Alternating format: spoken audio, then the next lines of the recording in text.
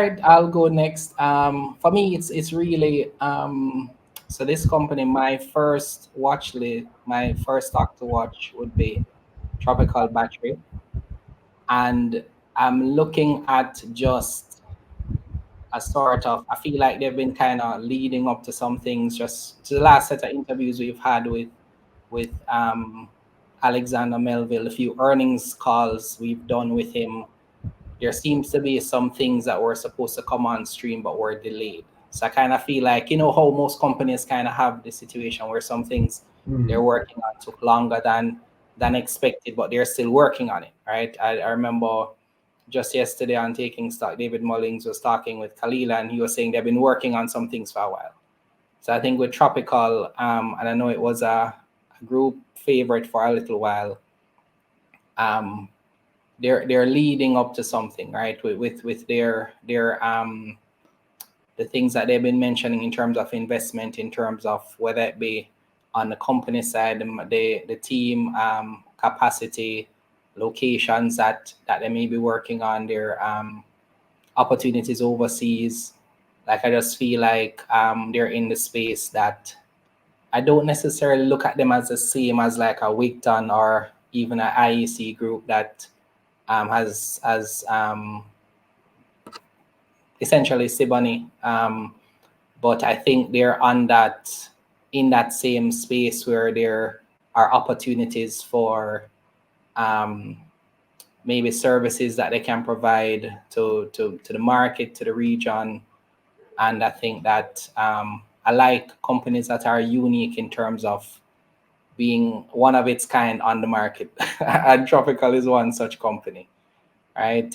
Which sometimes can be good and bad, because when you don't have a company to compare it to, you don't always know necessarily how to treat with that company.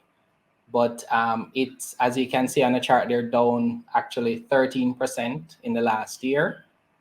And they've actually, when I was preparing this slide, I saw we're starting December, it went from about $1.70 up to almost $2.30. And for the last year, they've been up as high as about $2.60, right? So as I said, it just kind of feels like they have some potential opportunities. I do think in the merger and acquisition space as well. That was one of the things we asked Alexander in the earnings call that we had with him, that I think they did for their Q2 last year. And so I think that since we haven't heard anything about that, we may hear something about that in this year. It really depends on how they're able to, I guess, work on those things. But I just think they may be positioning to have an interesting year. And it really, comes down to how, I guess, things may come together. Actually hoping to be able to, speak to Alexander soon to see what they may be up to for the year. But that's for now my first stock to watch. Yeah, I mean, I like Tropical, and I'm gonna try to hide my bias because when I move to my next stock, I'm gonna explain kind of why. I mean, the thesis there is obvious as it pertains to renewable energy. The government has spoken about it a lot, about moving more of the grid over to renewable energy, etc. About their intentions re electric vehicles, and of course electric vehicles have batteries, and of course when you're moving to solar, wind, whatever type of renewable energy on the grid, um, when you're talking about retail in terms of people's houses, some people opt for batteries to store that energy. For the larger companies, they'll Yeah. opt for larger batteries to store even more energy. So my thesis around Tropical is probably a bit more than a year or 2 years or 3 years or four. I don't exactly know, when they're going to hit that six, and everything is going to start moving in terms of their quarterly numbers as it was a couple quarters ago when the price started to run. Yeah. But what I can say is that if if I'm looking at an industry overall and looking at companies that I believe have some form of competitive or comparative advantage in the renewables energy space, Yeah, which we know has to grow. I think there is even some form of mandate to have that grow, not just in Jamaica, but regionally and yeah, internationally as well. Then Tropical is one of the companies that I place in that category to benefit. yeah. But yeah, I look at them as a company for with potential. That's a limitless saying larger projects are bypassing tropical.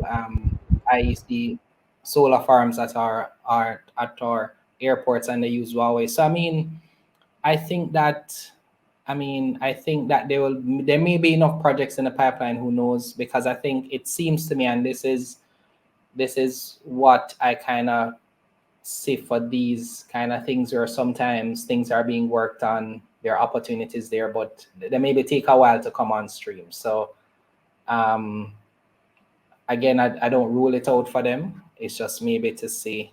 And as I said, they do seem like, at least the last call that we had, there was at least a conversation or a discussion around some form of opportunity internationally, that may still work out. So um, Limitless is saying, I think Tropical needs to have a strong partnership with a lithium ion battery distributor to help supply larger projects. Okay, okay, all right. So Limitless, what do you mean when you're saying you're disappointed with Innovate? What specifically are you disappointed with? Isn't Fosterich the distributor for Huawei? I'm not sure. I'm not sure, Michael. Maybe somebody else can answer that. Okay. Yeah. So again, as we said before, stock to watch just means that we're keeping an eye on it, right? So let's see where things go for them.